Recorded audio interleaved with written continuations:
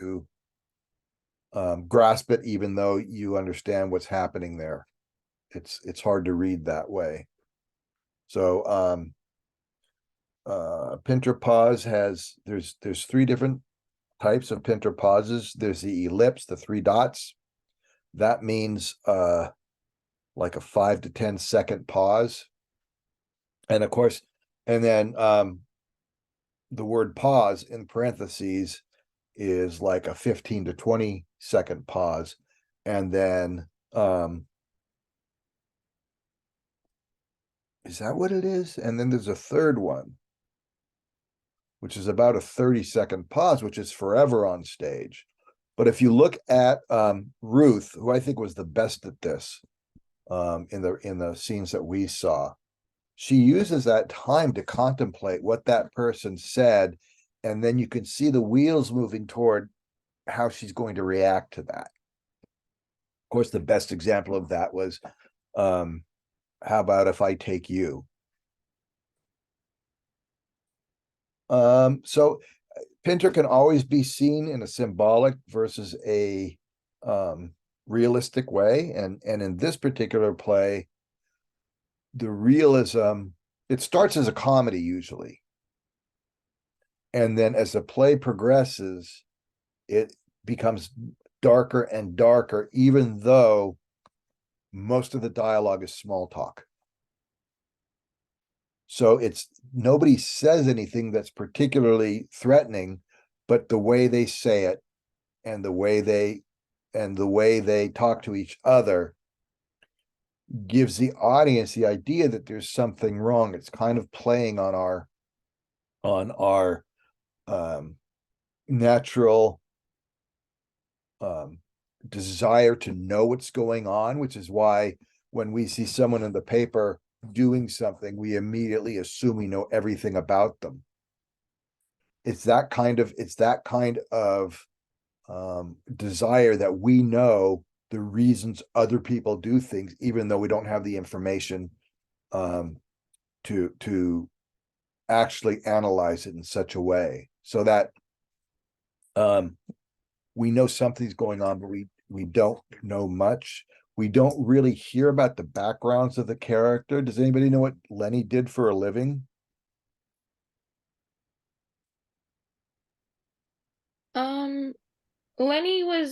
Lenny's the brother. He's the one who's like, oh, I'll put her up in one of the rooms, right? Right. So is he like, I feel like crime, like potentially. He's a pimp, right? Yeah. That's what he suggests. And of course, being a pimp is like the ultimate gender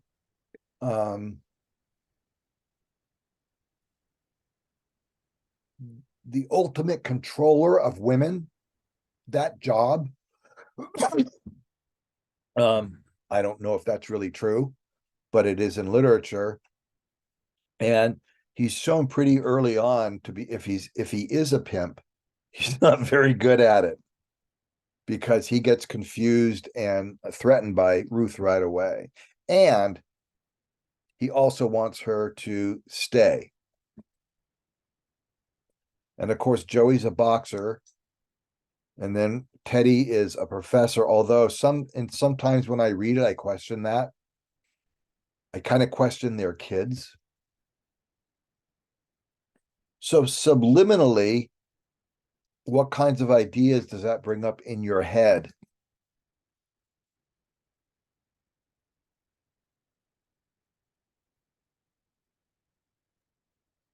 At least specifically with Teddy, when I reread it, there's a section where Lenny is sort of pressing him to like give his philosophical opinion. I don't remember specifically what it was about. I think it was like morality's role in Christianity. And Teddy just like was like, it's not in the purview of my discipline, and just was stonewalling it completely.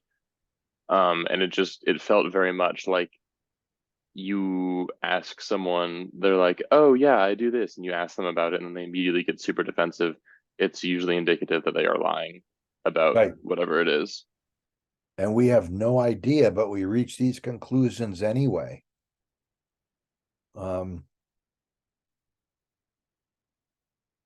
What are some of the other underlying things that you see in that? That is very good, Val. Do you sleep with blinders on? Oh, got it. There's an old, for serious playwrights, there is an old dichotomy that many playwrights have used, not least among them Eugene O'Neill, and it's the mother whore dichotomy. Has anybody heard of that? It's a very archaic look at literary female characters. I haven't heard of it, but I definitely like have seen that, I guess, in general, like putting that onto women, and I felt that very much in this play. Women figures could always be placed in one or the other category, mother or whore. Mother being the nurturing female who fully supports whatever male she supports. Even if she's the wife, it's still a nurturing character as the mother who supports men and lets them reach their full potential. And then, of course, the whore is the evil one that leads men astray for their own amusement and both amusement and profit. And O'Neill turned that around. In his plays, the mother figure is always the kind of needy, groping kind of, I don't know why I'm going like this. That's not groping. Maybe it was. Kind of woman who wants to keep their children young, keep their children under their wing, and therefore stifles them. And it can also be male characters too who act like this. And then the whore is the woman who gives support to men through physical pleasure and then doesn't hold them back. Even his Mother Earth figures were whores. So he kind of reversed that whole thing. I don't know why. But again, he was not progressive in terms of male female gender roles of his time, and he wrote back in the 1920s. Although both he and his second wife, whom he was married to for a while, and he had it was three of his children are from that, two of his children are from that wife, and it's the only children that he had that were around, that he was around when they were young. He had a first wife that he married when he was very young. She got pregnant, and the two fathers got together and annulled the marriage, forced them to annul the marriage. And at that point in history, there were no blame-free divorces. So one or the other had to be caught doing something that gave him grounds for divorce. So O'Neill had to spend the night with a prostitute, and in the morning, photographers from newspapers came in and filmed them as if they were catching them, but it was done purposefully to give public to let the public know that there were grounds for divorce, and they divorced. And he never met his child until he was an adult. And both the men in his family, one committed suicide. He was a professor of classics at Harvard, and he committed suicide, which is weird because that's really being at the top of the game. And O'Neill was very proud of him. His second son was a heroin addict and died of an overdose after writing a tell-all book about O'Neill. And then the only child who found happiness was Una, his only girl. And she married a man who was O'Neill's age and lived happily ever after. And O'Neill disowned her because he didn't approve of the marriage. She married Charlie Chaplin. And soon after, Charlie Chaplin was banished from America. They accused him of tax evasion and of communism, and what's his name? William Randolph Hearst, who had a whole bunch of newspapers, really hated Charlie Chaplin because he wouldn't become an American citizen, even though he made millions of dollars in America. So anyway, they moved to Switzerland, had a bunch of kids, and lived happily ever after until Chaplin's death. If you ever see there's an old video of the Academy Awards when Chaplin gets wheeled on to get a special Oscar for lifetime achievement, and it's his wife who wheels him on. It's very touching. Anyway, he kind of turned that around, but Pinter's using the older expression, and you can see Ruth as like, since Jessie was also the only one we know that she had sexual relations with was McGregor. And remember, just before Sam dies, he talks about them having sex in the back of his cab or back of his car while he's a chauffeur. And then he has a heart attack and maybe dies. It's so then you have the mother, but it's not a mother. She is a mother because she supposedly has 3 kids at home, but she becomes a whore, and that becomes kind of for Lenny and Joey, the Oedipal equivalent of heaven. A mother who's a whore, a mother who they can have sexual relations with. And of course, Max is afraid that he's going to be left out, so he starts begging for sexual favors from her because he's not married to her like he was to Jessie. So there's a lot of mix up kind of at that time in 1965, when Sigmund Freud's teachings were at pretty much a height of power, because for a long time he was the only one in, but this was a time when psychology really embraced most of the theories of Freud, because they still applied. That he's playing around with this kind of Oedipal story. So there's lots of things going on. There's only 7 people here today, huh? So you want to get in groups and talk about this, about the play in its as itself and some of these underpinnings? Yeah, let me do that then.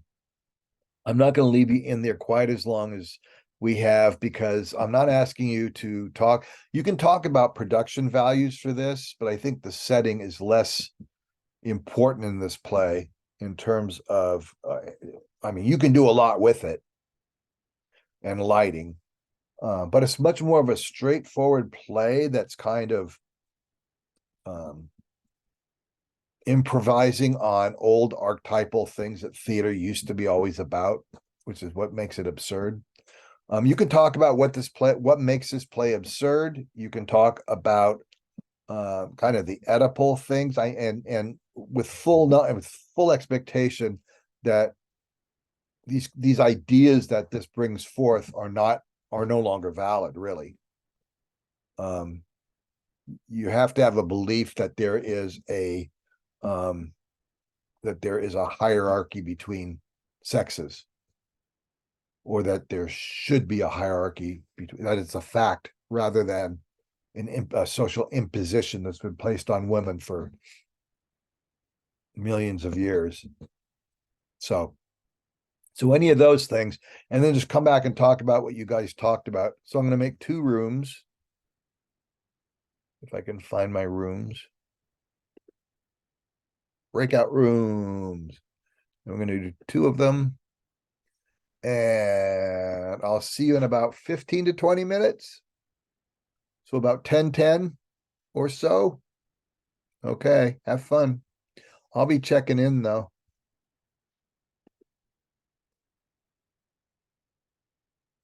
Join.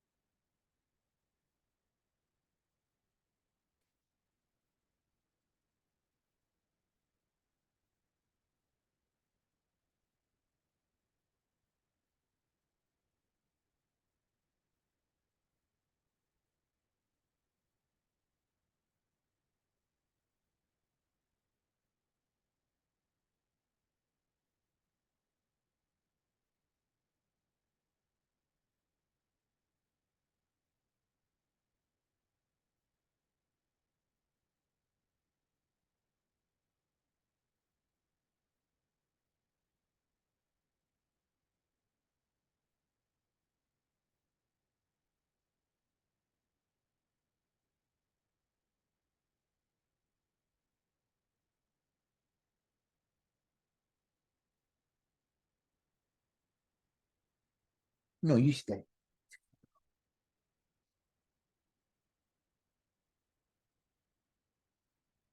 Sorry, Kyle, I should have called you. But you done good.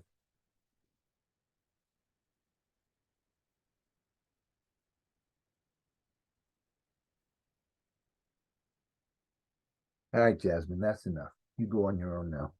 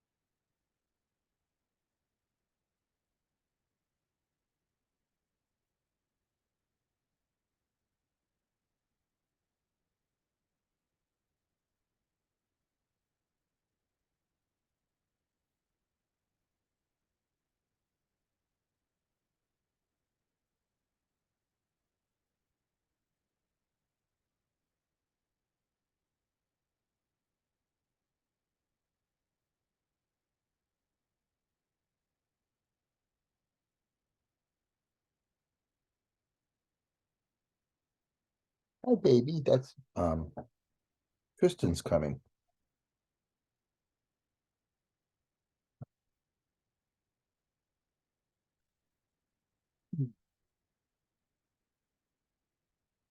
Go see Tristan.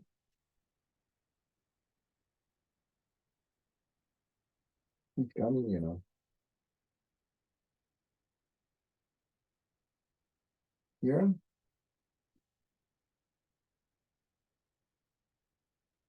Come go see him. Hey, Tristan. How are you today? I'm doing well. I'm in the middle of class, but Venus isn't sure if she's getting up for the cookie or not. I think she wants to stay in here and guard me. What? Venus is in here guarding me.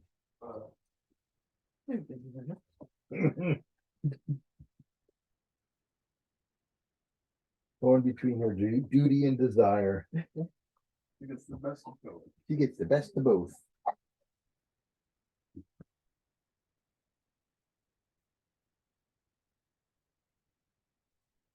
You come in. All right.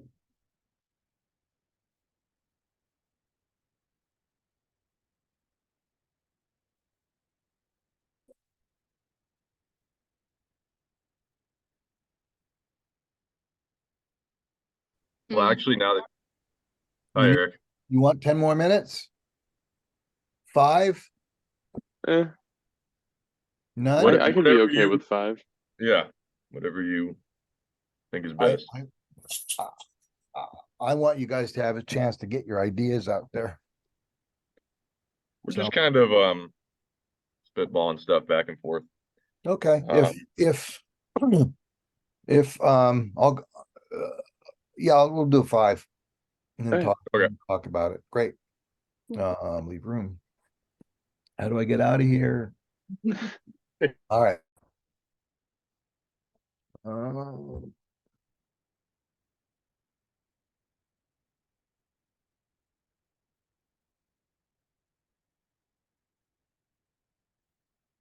How you guys doing? You need about 5-10 more minutes? What would be good for you guys?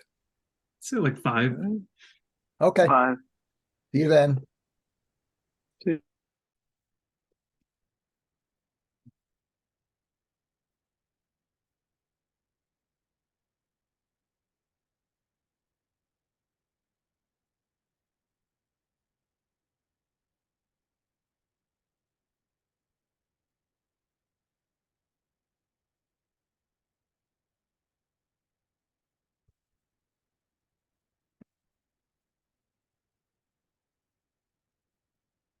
Would you make up your mind?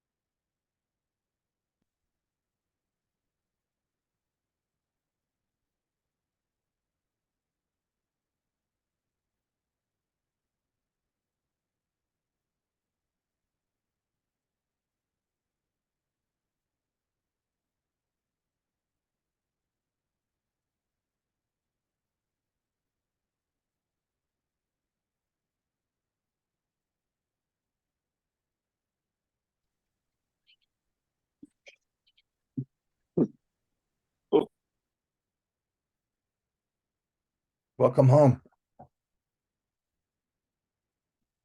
It's good to be home, Eric. What? Good to be home. I think the longest quarter in your whole career is your first one, your first fall term. Seems like forever before you get to see your folks again. It's even longer between that and your last term, but I think the last term you take is the second longest. They're still talking in that other one for 8 more seconds.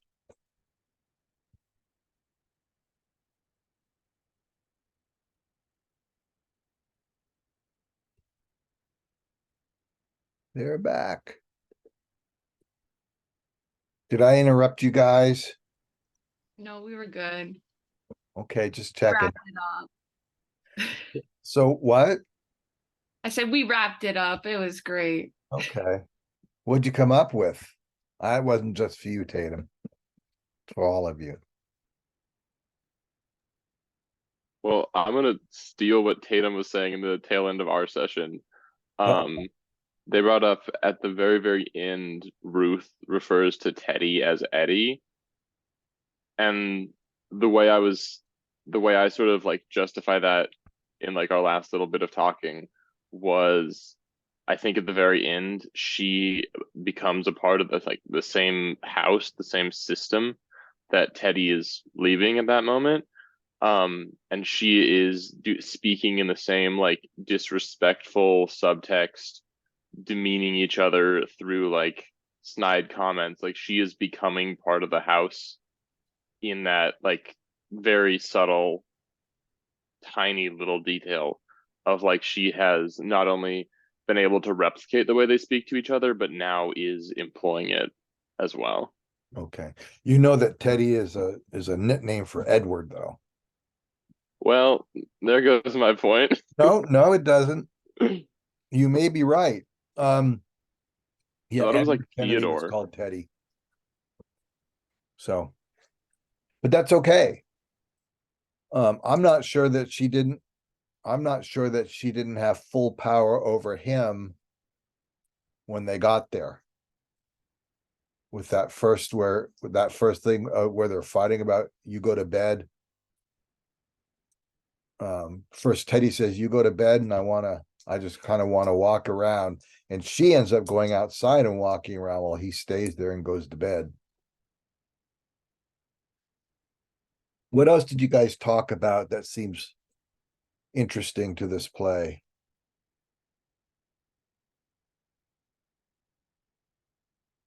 Yeah, Alan. Are Oh, you sneaking up on us? yeah. I forgot I had the camera on. I don't need to use the little chat. Anyway, um, after reading it again, I was picking up yesterday. You talked about scholars think Sam is gay, and I kind of picked up on some of that because what was it to two big things was an argument with Sam and Max where Max kept making fun of Sam, saying like, "Oh, do you have sex with women in your cabs and stuff like that?" And Sam's response, he's like, "I don't do that like other people." And Max makes a point of like other people. What other people, Max or Sam? You know, like they talk about other people, and I feel like that might be alluding to straight people, I guess. Just like Teddy was like, not Teddy, Jesus. Sam was othering himself from Max in a sense. In that, It could also refer to I had a cousin named Cousin Harry who this also describes that he's you assume he's gay, but in practice he's completely asexual. He just doesn't have sex. In the case of Cousin Harry, he wouldn't even talk about it. That was like, oh, I don't want to, that's not appropriate to talk about. And he was like this millionaire world traveler. He traveled around with my Auntie Vera, who was an Australian clothing designer, very famous in Australia. And they would globetrot all over the place together. She was old enough to be his mom. and I think her sister was his mom. Well, But that's kind of Sam too, is perhaps he just steers clear of it, in which case Ruth would have no hold over him, and neither would Jesse, except to the extent that she kind of forced him to keep these secrets. And I don't know if they were Yeah. secrets. So that's interesting. Yeah. and with that, there was a second one, and like it's revealed towards the end because you talked about McGregor being in the cab with Jesse, but Sam like makes a point of arguing with Max. He's like, you trusted me out of all our brothers to drive your wife anywhere. And in relating it to the way Lenny and Joey and Max all interact with Ruth, I assume like maybe he was fearful that his siblings would do the same thing to him and like steal his girl away or treat her like shit and something like that. But he would trust his brother because he knew he wouldn't do anything, whether it was him being a Right. good person or just not being. Yeah. Right. Very good. So there is a kind of a suggestion of multiple genders in the only way people back in 65 would talk about it. Anybody else? I got something. Alan, you said othering yourself, othering himself, and I think that's a really good way of describing how the men all interact. They are trying to other themselves from their own family, but at the same time, paradoxically, they're all living in their childhood home and they aren't making any effort that we see to leave or change. So they're sort of stuck in this place where it's like they are trying to make themselves different and unique and other themselves and better and more powerful and more masculine than each other. But at the same time, none of them are doing anything particularly traditionally masculine except for bickering like a bunch of school children. Okay.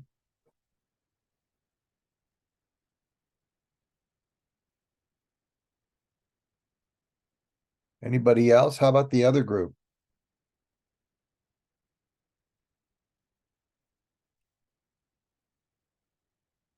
Let me ask a question then. Why does Teddy leave at the end?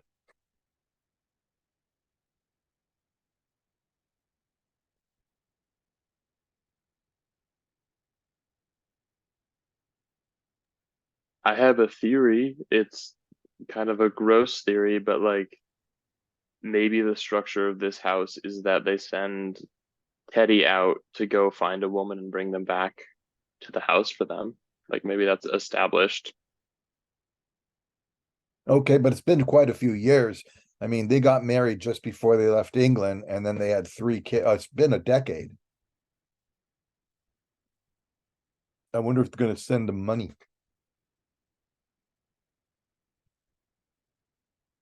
Yeah, but that's not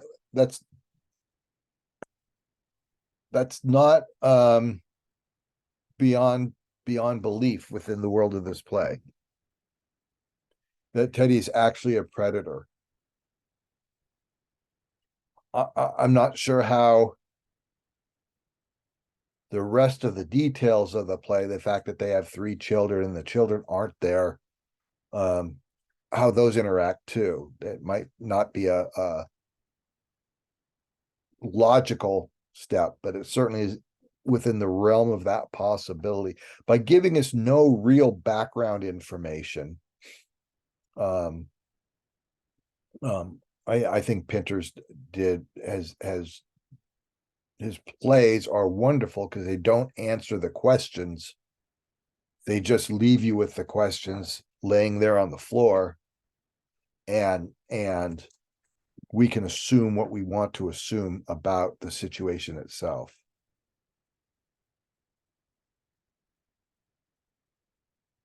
Yeah, Alan.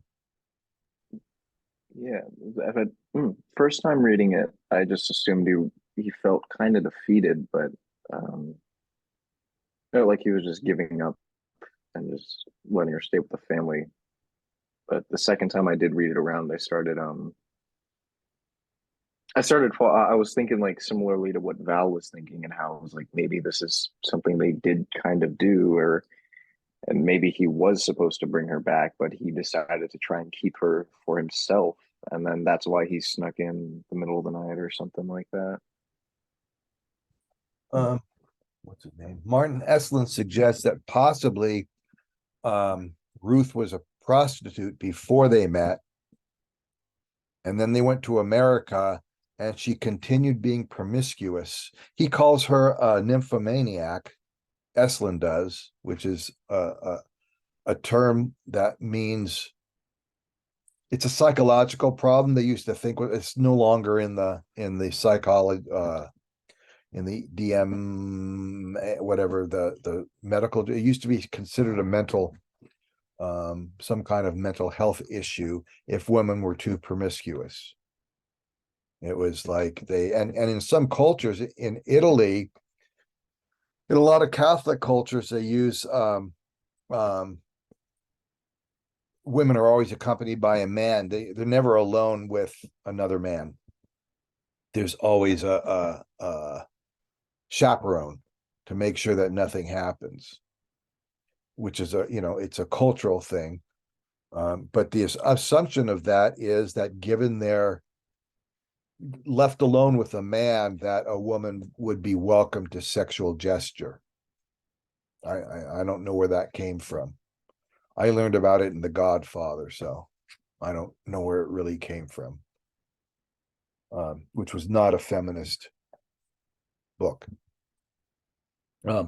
But that her promiscuity as a professor was embarrassing, and so he kind of wanted to leave her, or that their marriage was on its last legs, and so he brought her there to kind of get rid of her, to dump her off. And I don't really get that very much.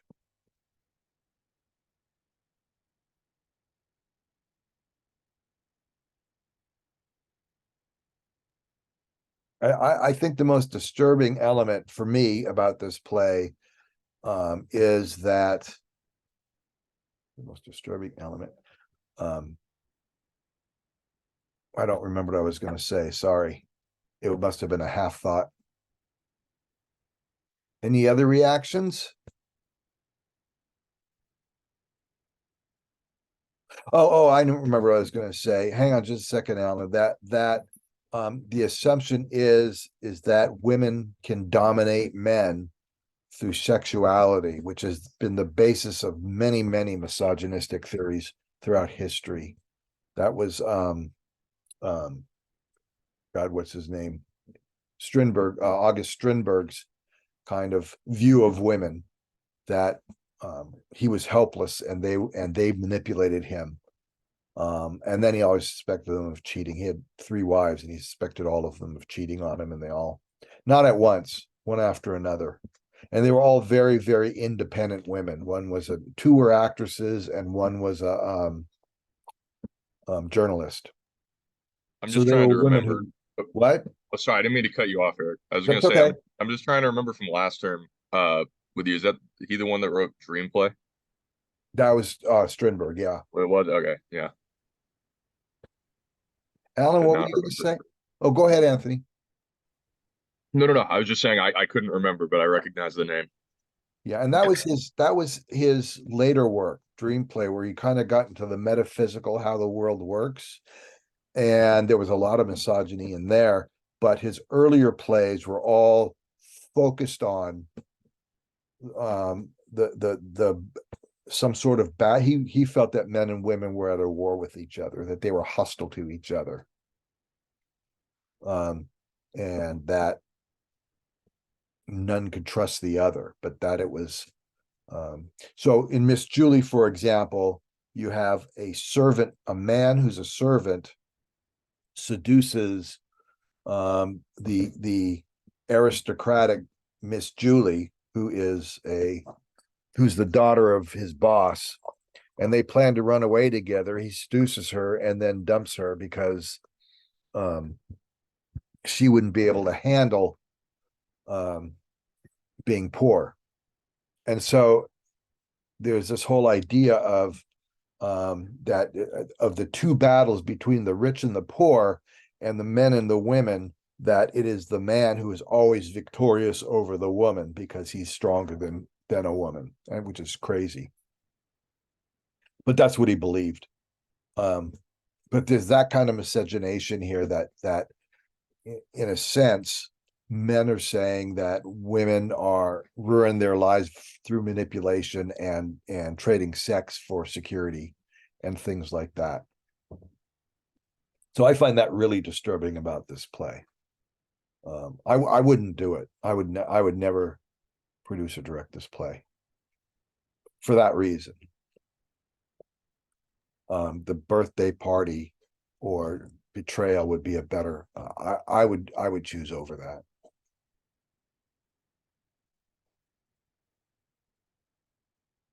And the reason I had you read this is because it's because I had a video of it. I haven't been able to find a video of the birthday party, which is a guy living at a boarding house with a kind of a doting woman. They're a husband and wife who run this boarding house, and she's kind of in love with him, but treats him like a son. And then two guys come up and say they're here to visit him for his birthday.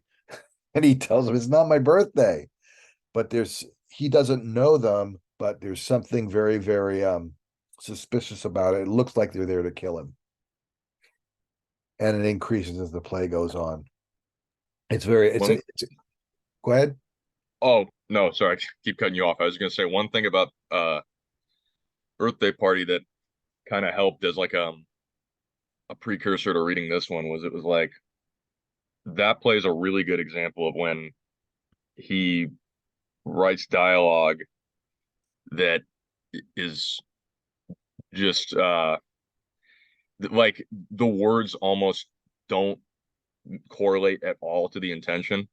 Like there's the scene where the two guys, I don't remember their names, but they're basically like accosting him, and he's like, he's like sitting in the chair, and they're basically interrogating him, but they're asking the most bizarre, just like non sequiturs, that have nothing to do with what's actually going on. Right.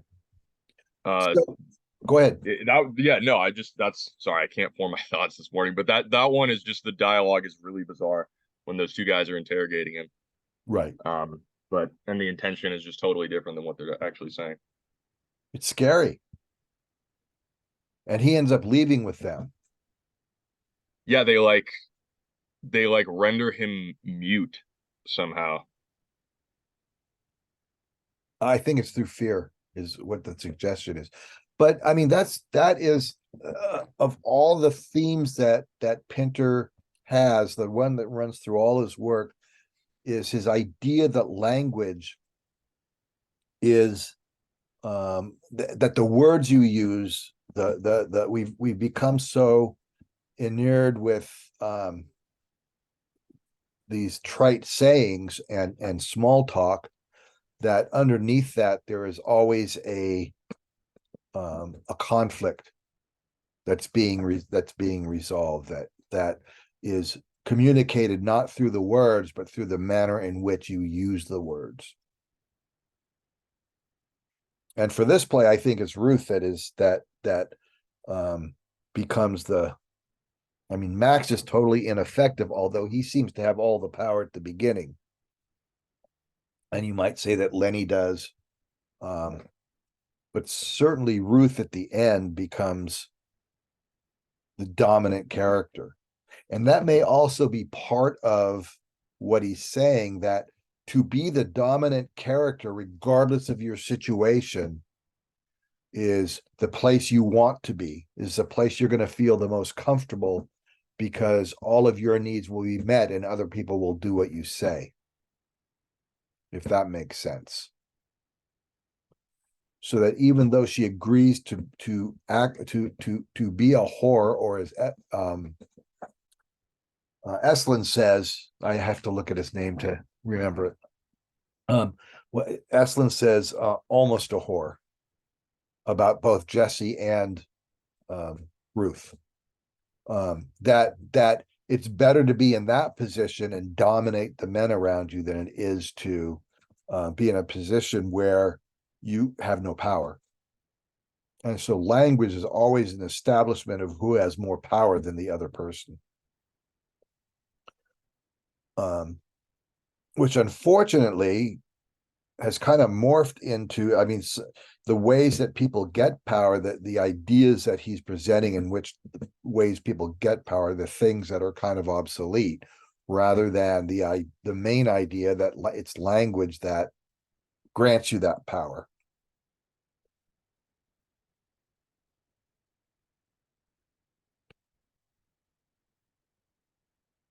What else we got, you guys? I kind of brought this up in my group, but I guess I wanted to maybe bring it up in general. It's more of a question because I'm not for sure, but I mean they just don't outright say it, but I forget their mom's name. But Jesse. Jesse, I feel like I was curious if Jesse was in Ruth's position previously, because Max talks about her in a similar way where he calls her a whore and then a wonderful mother. And then also at the beginning of the play, I forget who Max is talking to, but he's like, get a girlfriend, we can share her, or something like that. And I was like, did I read that right? And then as I continued to read the play, I was like, okay, yeah. But I guess I'm wondering, like, I got the impression that she was in Ruth's position and just having sex with the whole family previously. Absolutely. Okay. Well, of course, the kids weren't necessarily there. And she wasn't necessarily having sex with the kids, although that's possible too. But it was really Max was pimping her out. Okay. But yes, that's kind of the revelation that Sam brings just before he dies, is that yes, she was treated that way. And then they kind of reveal everything at the end. But I think your instincts are right, Tatum, that this was there. And why would they want to go back to it? I don't know, because apparently she had power over them. And this McGregor character kind of had power over them too, it seemed like, even though they all liked him. Yeah.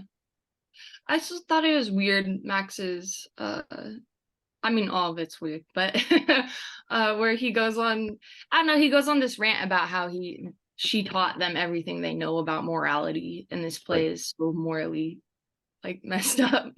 Right. Well, it was an honest statement, yeah. But it is this weird morality. And I don't think, it doesn't seem to me that Pinter saw it as a moral issue. I think he was creating a world that would a suggested world that would not just offend but disrupt feelings of morality and ethics in the audience. You know, what can I do that would be the opposite? And speaking of that, I kind of wanted to set you up for Joe Orton and What the Butler Saw, because it is a hugely misogynistic play. But at the same time, that's not the point. Joe Orton was gay. He lived in the underground gay communities in London before being gay was legal. So he was a criminal. He was arrested once, not for homosexuality, but because he defaced library books. He and his boyfriend defaced library books. He only wrote 3 plays and a couple of radio or TV scripts. I don't know which one. But his boyfriend, who was also a playwright, killed him when he began to get successful. His boyfriend was older and was kind of the dominant character in their relationship. He was the one who kind of got Orton to the underground, homosexual underground in London, which, like Oscar Wilde, was a thing back then. This play was the last play in England to be censored. when you read it, they refer to a statue of Winston Churchill that was defaced, and a part of him is missing. And originally they found it at the end, and it was a penis. So they were all looking for Winston Churchill's penis, which has all sorts of weird. Who makes a statue with a penis of Winston Churchill on it? But they censored it, and he had to change the penis into a cigar, which is, of course, a Freudian phallic symbol. Freud, when somebody asked Freud why he smoked so many cigars as a joke, in other words, a phallic symbol was going in his mouth, his response was, sometimes a cigar is just a cigar, which he didn't give anybody else the scope of, the grace for. So so what he's doing then, what Joe Orton is doing, is he's turning society, social morality of the time around. And he's basically making all the straight people outlaws. So there are lots of references to rape. There's references to a woman who gets raped and likes it, and becomes, again, that he describes him as a nymphomaniac, or as the husband says, she'll have to be buried in a Y-shaped coffin. But it's what he's really trying to do is create a world in which everybody is as corrupt and as much an outlaw as people considered gay people. So it was really trying to tell people that this is what you're doing without it being a play about gay people. And he was very popular in his day. Of course, being censored was great for him. And there's a wonderful movie called Prick Up Your Ears that if you ever run across it, you should see it. It's Gary Oldham's first movie. And the boyfriend is played by Alfred Molina, if you know who he is. He's a great actor. So it was kind of like this movie. It was a kind of an underground movie. It wasn't. It was played in the. It wasn't played in the the places where they mainstream theaters. It was in the same kind of places that did midnight shows of the independent theaters, where they did midnight shows of Rocky Horror and things like that back in the 70s. That's when it was made. So it's a really interesting play, but I don't want you to take your eyes off what he's trying to do, because of he's trying to be offensive to almost everybody. So it takes place in a psychiatrist's office, and I think you'll probably laugh at some of the jokes if you kind of get over the world that he's creating. I think in the first scene, a woman he's interviewing to be his secretary or his nurse, I can't remember which, ends up naked. By a turn of events, and the guy's wife comes in, and it's a very weird play. But it does have a world that is complete, and it is, everybody in it is part of those social norms in which they deny who they are, what they do, even though it's obvious that they're doing it. And within the scope of the world it's very consistent. There's not a character in there that you can really that is not despicable, but often in a very funny way. So, and the ending is the ending is one of these endings where all these completely absurd coincidences come together to explain everything that's going on at the very end. And it's kind of incredible how he does that. So I think it's a play you'll enjoy reading. It's one of my favorite plays to read. I've never seen a Joe Orton play on stage, although I would love to, but I've never been in a place that had the guts to do it. And it's an old play now. Anyway, I hope you enjoy it. It is the last play that we're going to be reading. So read it carefully because it's your last chance to ever read a play in one of my classes again. I know, don't miss the opportunity. All right. Anything else about this play? Any questions about your final paper? By this play, I meant the homecoming, or comments you want to make.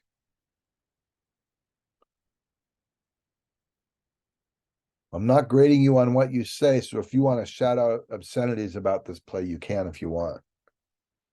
Lots of these plays are weird, but they were intended to be.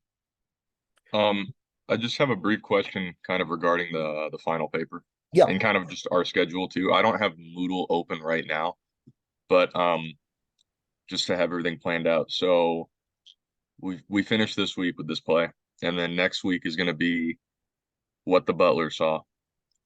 And then Thanksgiving week, which will only meet one day because we don't have school on Wednesday. And I can't remember okay, the veterans. Don't we have another holiday this? I think that's this Friday. Yeah. Which Yeah. doesn't affect us. And enjoy your Okay. Veterans Day, everybody. Yeah. So fall term is a little bit weird. And I always kind of object to the Thanksgiving break and then 1 week or two, it's 1 week and then finals week. So we probably won't be meeting after Thanksgiving, simply we'll probably meet on that Monday just to go over the final and make sure everyone's ready to do it. And I'll probably Okay, that was my question. I'll probably end the class before Wednesday of that week so that you guys have time to work on your papers, and you should take that time. But I want you to focus on that, and please feel free to ask me questions about it anytime you want. Yeah, that was what I was going to ask, was like during that gap between the last meeting and finals week, whenever the exact date for the paper is, we can just if we need like help, we could just like ask you to Zoom and kind of check in on how the paper's going. You can do that. You can send me what you have so far if you want and get feedback on it. And it'll be general feedback rather than specific line by line feedback. I mean, you need to watch your writing. I don't grade on your grammar and what? You and Val are Aiden, you and Val are in the same house, aren't you? Are you still in the same room? You're not in the same room. The wallpaper's different. We're pretty close. All right, because you both had this cat-like smile. Anyway, yeah. Liam. One last question. If we were to find, because I was trying to find on the syllabus, like the specific requirements for the paper, besides it just being 5 to 7 pages, where would I MLA find? format. Huh? Look up MLA. Oh, it's just MLA format? Yeah, and you can get a full text of the MLA format at purdue.owl, I think it's called. But if you just look up MLA text or MLA handbook, you'll have a whole bunch of things and go down to where you see it's either owl.purdue or purdue.owl. That's their name are the owls. And that gives you a full text of it, and it gives you the table of contents first, so you can go to the section you want to go to. Cool. If you want to know how to format it, that's in the first chapter. Okay. And that's really good to do. No, I was just wondering like specific requirements for this paper. That's all. MLA. Okay. Including all the citations that you need. Thank you. Please remember, this is not a think piece, it's a research paper. Okie doke. All right, you guys, don't freeze to death between now and the Monday, and I will see you then. All Thank right. you. Yeah. Thanks, you, Eric. guys. Thank you. Bye, Eric. Thank you, Eric. Have a good one. Bye-bye. I will. I'm going to correct papers. What? Oh, he's going to kill him.